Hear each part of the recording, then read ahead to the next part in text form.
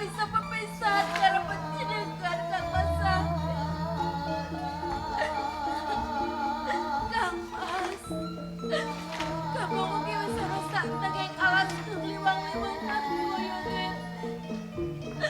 Tumpang aku ora bisa kepanggil karo panjenengan. Cara aku kepiye Kang Mas sakit. Kang Mas. Nyatane panjenengan wis tegel karo aku. Ropo, Ibu, merga pancet aku sungguh saran kandangku. Nanging nyatane ra bisa kepanggil, Kang Mas. Yen aku ra bisa kepanggil karo panjenengan, luwih becik aku mati wae, Kang Mas.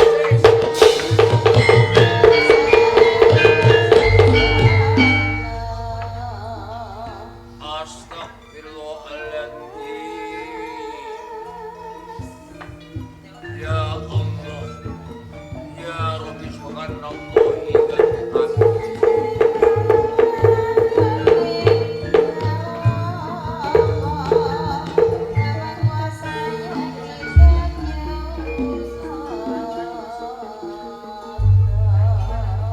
bocah ayu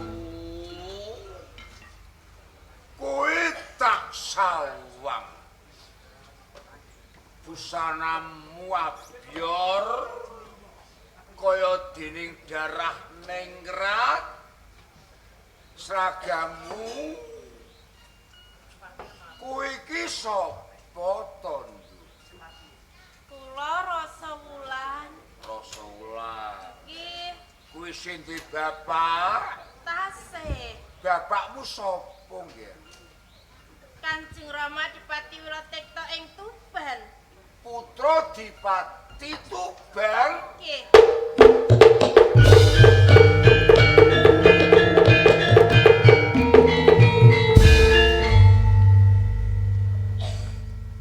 Jenengan iku sinten? Agemane benten kalih kula. Aku Sunan Bonang ya Makdum Ibrahim. Kanjeng Sunan Bonang.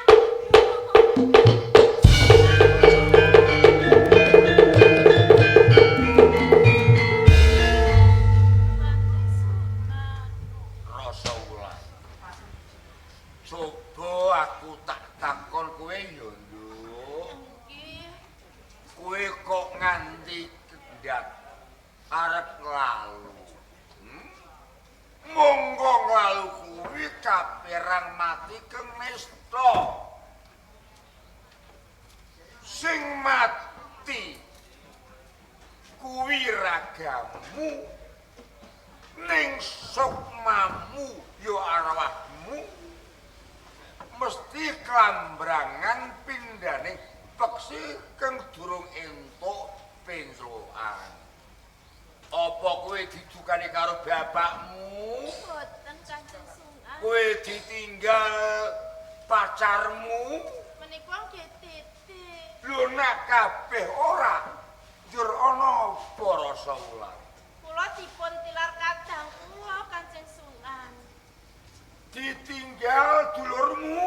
Injih. Wadon, Boten. lanang. Injih. Sapa jenenge? Kang Mas Raden Sahid. Raden Mas Sahid. Nggih. Ya Allah, ya Rabbi subhanallahi wa bihamdi. Rasa Wulan. Kanjeng Sunan Bonang. Sahid kuwi dulurmu sing banget kok tresnani. Dir.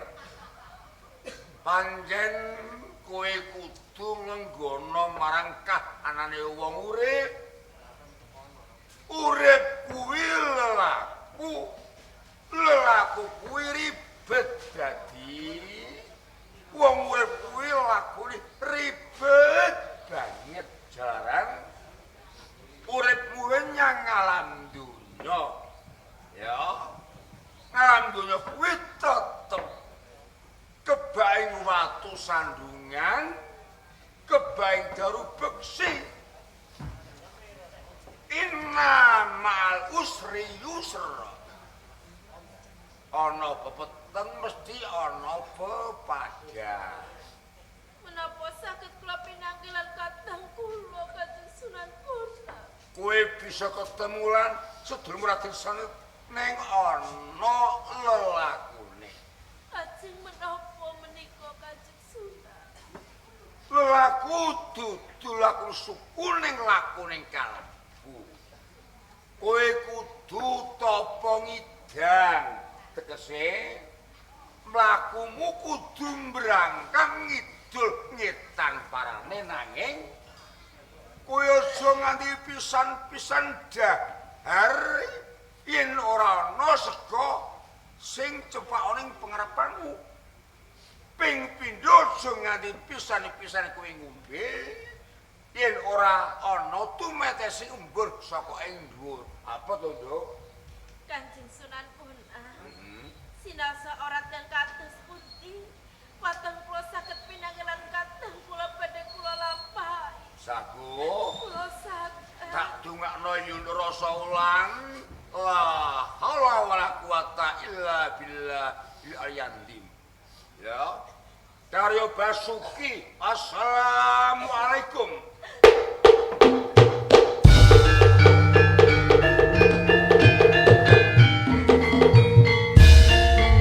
Kang Masahid. Sapunika badhe kula lampahi tapa kita. Pun aku tresno karo panjenengan Kang Mas. Bakal tak wiwiti saka papan kene. Muga enggal aku bisa pinangke karo panjenengan. Kang Masahid.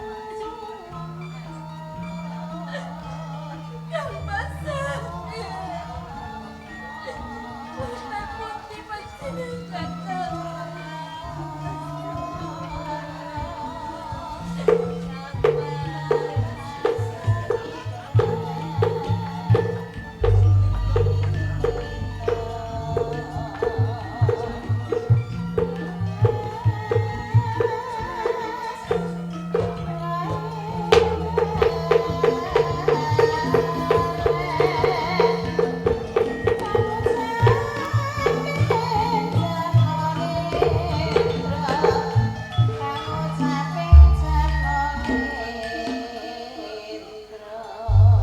Allahumma sholli ala Sayyidina Muhammad wa ala ali Sayyidina Muhammad. Lumakuning suku kanthi weninging cipta. Ora krasa nganti temoko ing tanah Jawa. Mongko jroning pangangkah aku keping ketemu kelawan Kakang Makdum Ibrahim. Yu Kakang Sunan Bonang.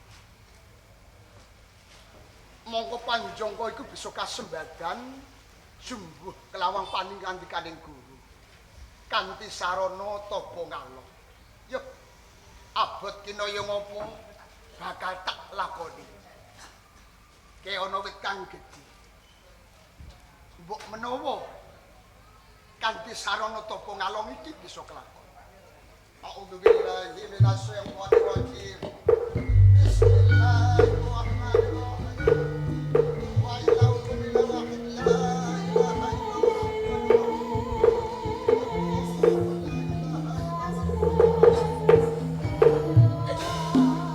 punten pundi panjenengan Kang Mas. Sama-sama Kang Mas aku tapa kita.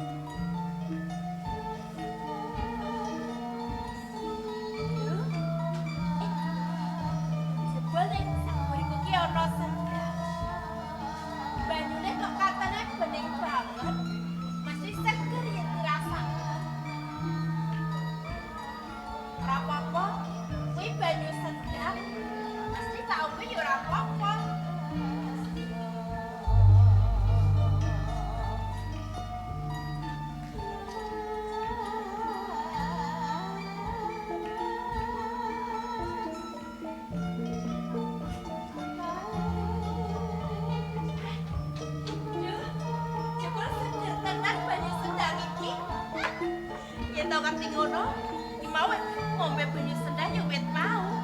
Lari. Duh!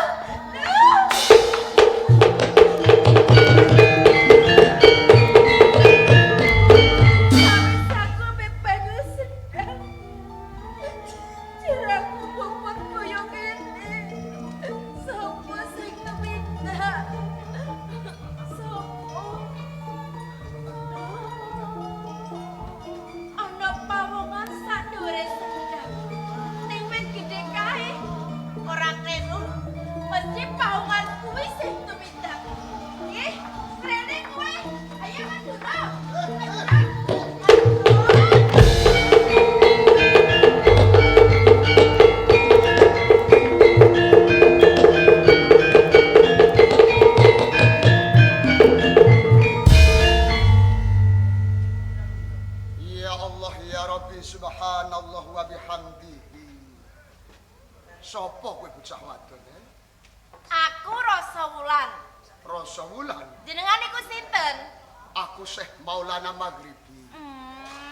Kok nganti ganggu gawe nggonku topo ngalong apa wigatine Rasa Wulan? Wigatine niku pun cetha. Aku njaluk tanggung jawab jenengan. Yen kowe njaluk tanggung jawab, aku tanggung jawab sing kepiye, Rasa? Lho. Iki lho, aku meteng mergo sampeyan. Ya Allah ya Rabbi subhanallah wa bihamdihi. Rasa Wulan, Kanjeng Sen. aku iki lagi nglakoni topo ngalong kok malah kowe ndakwah aku tumindak sing ora bener. Sing jalari nganti kowe nggarbini. Mengko gegek metengmu karo wong pelayon, ha? Aboten jenengan iku sembrono. Nyuwun sewu, Cik, Kanjeng Sen. Niki cetha yen sing tumindakne pun jenengan. Kala wau kula rak tapa ngidang, nggih to? Gandeng gondang kula niki salit. Kula ngombe banyu sendang. Lho, bareng kula ngombe banyu sendang niku kok kula kelakon bobot jebul wonten jenengan sing sak dhuwure sendang nika. Yen kaya ngono kowe ndakwa aku mergo kowe ngombe banyu sendang ana sak ngisorke nggonku topo ngalong. Nggih. Rasa Wulan, Napa? yen to pancen sing jalari kowe bobot kuwi mergo ngombe banyu sendang, duk nalika aku topo ngalong. Yen kaya ngono komoku tiba ana ing dhuwuring sendang kuwi, Rasa.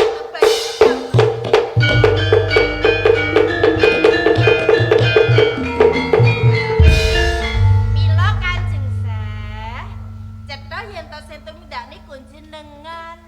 Rasa Wulan, pancen samu barang wae ora ana sing barang kang mukal kejaba Allah wingi jabahi. Tuladane mung sak komo sing tiba ana ing dhuwur sendang kelakonku ombe saiki kowe nggarbini ngandhut kurang bae. Encik. Banjur kepiye sing mbok jaluk, ha? Lah nggih kula nyuwun tanggung jawab jenengan to Kanjeng Syekh. Kowe njaluk tanggung jawabku. Nggih. Ya wis, kowe bakal tak nikah yen kowe. Lah, boten nek niku. Jarene njaluk tanggung jawab. Lah ngeten lho, tegese tanggung jawab niku kula mboten nyuwun dinikah. Kula mboten purun dipek bojo. Njaluk dhuwit, Nggih boten. emas inten. Titik. Yen to ora dhuwit emas inten Raja Brana banjur apa sing kok jaluk coba. Kanjeng Syekh, kula niku ninggalaken omah niku rak tesih prawan. Mila kula nyuwun kalih jenengan, mangke lairipun nang bayi menika kedah medal mboten saking margi sak mesthipun. Ya Allah ya Rabbi subhanallah wa bihamdihi. Kula prawan, mangke mbabarke nggih kudu balik prawan. Apa ya ana tinane punang bayi lahir ora metu ka dalan sak mestine. Lah nggih niku rak kanten jenengan, purun tanggung jawab boten. Dadi mergo pawadanmu lunga saka omah isih perawan, kowe kepengin balik perawan meneh senajan to wis dipunang bayi. Nggih. Ya wis. Ora ana barang kang mukal yen to Allah ngeparengake ngijabahi. Tak sagui. Saged. Yen kaya ngono aku bakal meminta kanugrahane Gusti kang akarya jagat Allah Subhanahu wa taala ya Allah Azza wa Jalla. Ana resika ing mengkone bakal lair punang bayi ora metu dalan sak mestine. Ngaten nggih. Iya. Mari Kanjeng Sah. A'udzu billahi minasyaitonir rajim. Bismillahirrahmanirrahim. Wa ilaha illa la ilaha illallah rahmanir rahim. La ta'khudhuhu sinatun wa la nawm wa huwa fis samawati wa ma fil ardi. Wa la yastawi illa bi'idhnihi. Ya'lamu ma baina aydihim wa ma khalfahum wa la yuhituna bi shay'in min 'ilmihi illa bima sha'a. Wasi'a kursiyyuhu as-samawati wal ardi wa la ya'uduhu hifdhuhuma wa huwal 'aliyyul 'azim. Allahumma sholli ala Muhammad wa ala ali sayyidina Muhammad. Allahu akbar. Allahu akbar.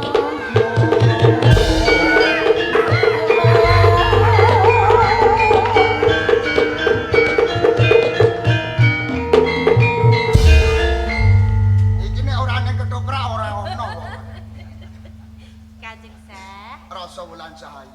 putra panjenengan menika miyos kakung. Dadi lanang to iki. Wih, Jibi pirsane bagus. Netrane kados kula. mesti kaya Kados kula. ibune. Lah sing kaya bapake iki sing apane iki? Granane. Wih, bangir.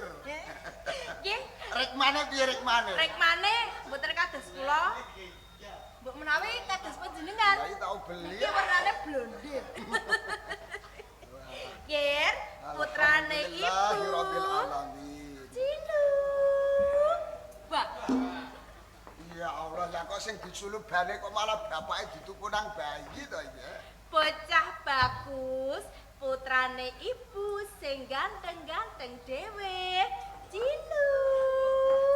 Wah, Lah iki apa sing marahi? ah, Ora kuat-kuat ngampah jroning batin lan ngampah jroning lahir. Kanjeng Sah. Rasa wulan. Kalau wau, kula menika rak dereng ngresik. Mila sawetawis kula titip putra kula nggih. Titip. Nggih. Wis sawetara bakal tak bopong tak gendong punang bayi. Nanging mengko yen wis rampung gone resik enggal kemuli bali rene. Ngaten, Ger. Derek lan ramamu ya aja rewel ya, Ger, bocah bagus. Ganteng kaya bapake. Ini putih.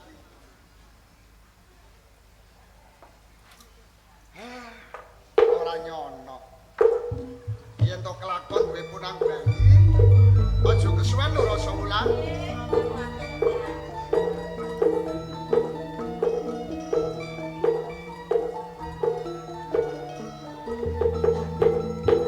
Rasa wulan.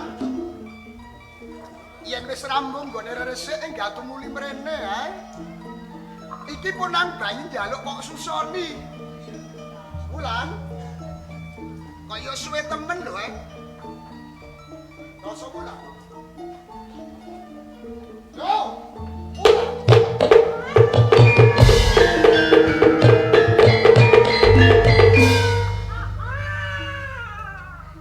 Rasa wulan, rasa wulan. Pamitmu resik mergo kowe rampung babarke punang bayi. Nanging yo gene ngopo malah kowe lunga ninggalke papan kene rasa wulan. Kapara punang bayi kok titipke lan aku. Iki anakmu rasa wulan Kujur tenan iki. Apa tak titipke wong pelayan ngono ya? Piye? Punang bayi iki durung duwe jeneng utawa tetenger. Yo. Kanggo njumbuhke kelawan wong tuane wadon. Duk nalika semono nglakoni tapa ngidang. Punang bayi iki wujud jalu. Bakal tak wani tetenger kidang telangkas.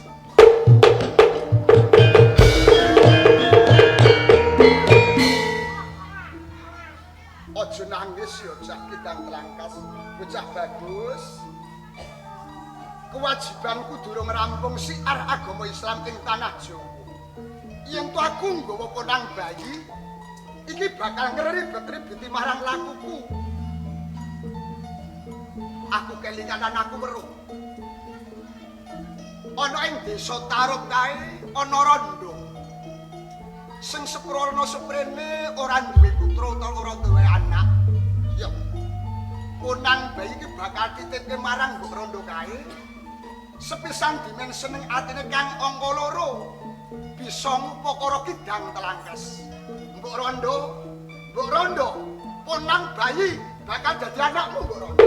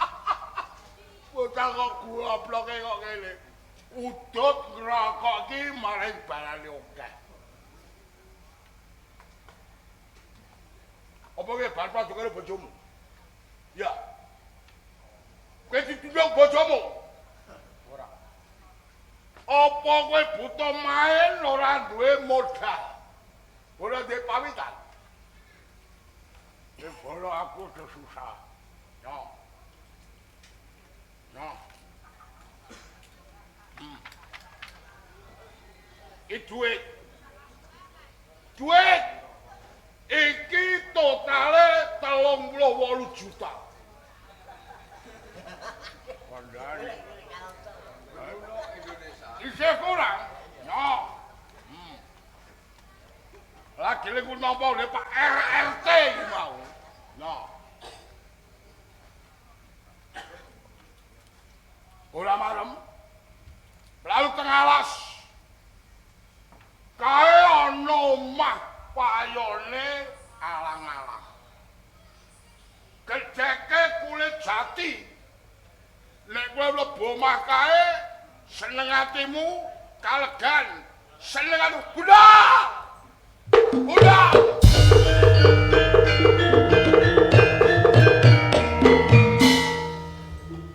Namene srana ngadol. Hah?